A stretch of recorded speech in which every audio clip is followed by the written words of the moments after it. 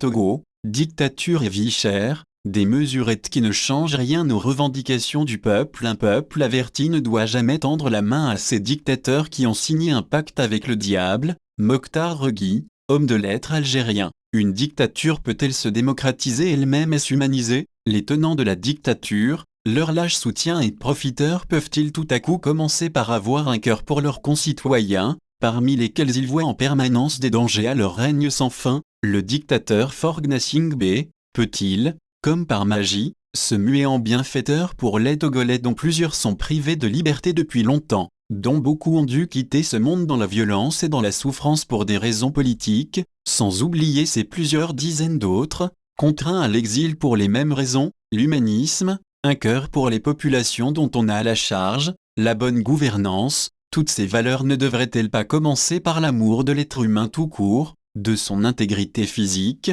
et surtout de sa vie, en nous référant à notre citation du début qui stipule que les dictateurs auraient signé un pacte avec le diable, et en considérant, en tant que Togolais, les nombreux dégâts sur tous les plans, malheureusement presque irréparables, déjà causés par la gouvernance politique anti-peuple depuis un demi-siècle. Tout observateur lucide pourrait bien comprendre nos multiples interrogations et douter de la sincérité et de l'impact réel de la soudaine gentillesse du gouvernement togolais vis-à-vis des populations bâillonnées. Pour être plus précis, en quoi les mesures prises par le gouvernement, ou plutôt par Faure Gnassingbé, vendredi dernier, peuvent-elles constituer le scoop de l'année? Dans son éditorial de jeudi 15 juin 2022, le quotidien togolais Liberté faisait le parallèle entre ce qui se fait de concret comme réalisation dans un pays où il y a démocratie et alternance régulière au sommet de l'État et la gouvernance hasardeuse faite de mensonges, de promesses non tenues et surtout de corruption endémique dans un pays comme le Togo, où les dirigeants,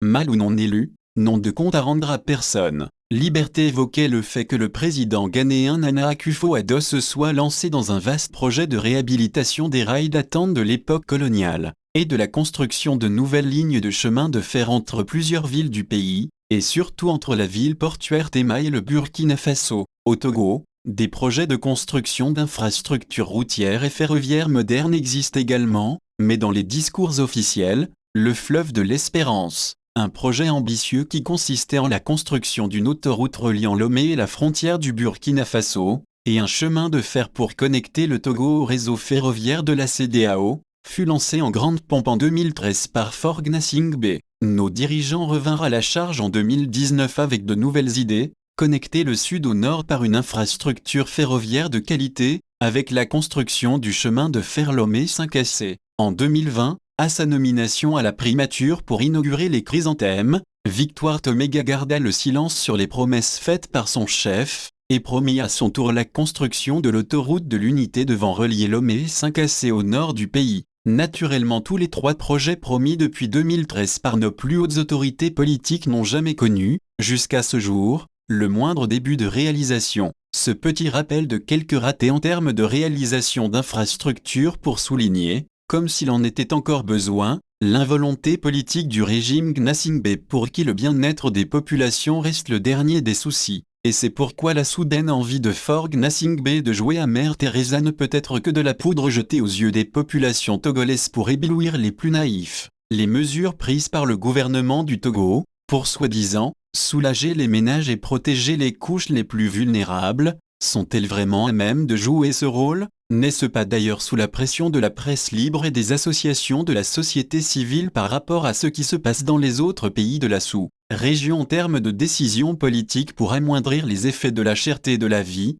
que Faure Gnassingbé fut obligé de faire semblant d'avoir enfin un cœur pour ses concitoyens, même si ces mesures restent largement en deçà des attentes des Togolais dans leur ensemble, concernant les mesures proprement dites, prises vendredi dernier et que nous qualifions de mesurettes, et après enquête auprès de compatriotes avisés au pays, nous pouvons nous permettre de faire notre petit commentaire en disant que l'augmentation de 10% de la valeur indiciaire des salaires et des pensions de retraite pour les fonctionnaires civils et militaires et les retraités, l'indemnité mensuelle de transport de 10 000 francs CFA pour chaque fonctionnaire, ne concerne que les fonctionnaires de l'État dont le nombre tournerait autour de 60 000, alors que le Togo héberge aujourd'hui plus de 8 millions d'âmes. Qu'en est-il alors du reste de la population? Le même cafouillage se retrouve au point 5 des fameuses mesures. Gratification spéciale de 3 milliards de FCFA par transfert monétaire direct au profit des parents d'élèves pour l'achat des fournitures scolaires. L'idée ne serait pas très mauvaise, mais pourrait-on savoir pour quels parents d'élèves?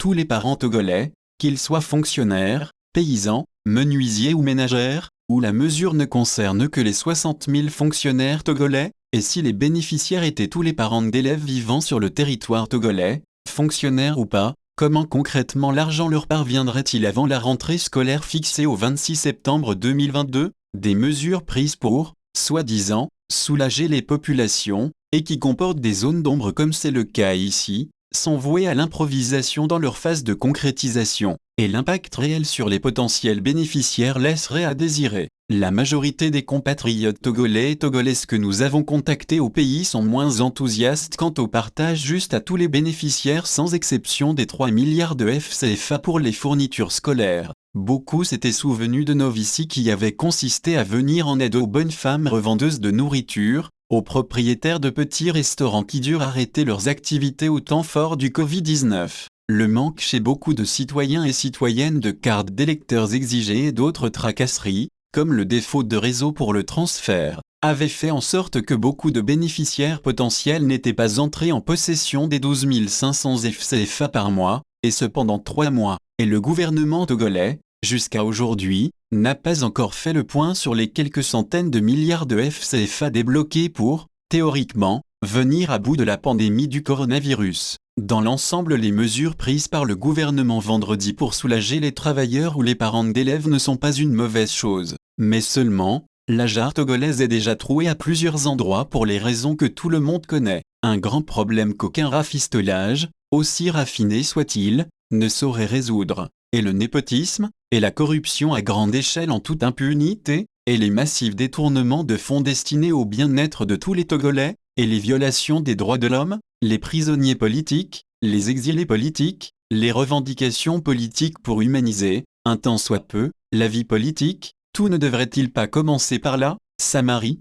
Tchadjebo, Allemagne.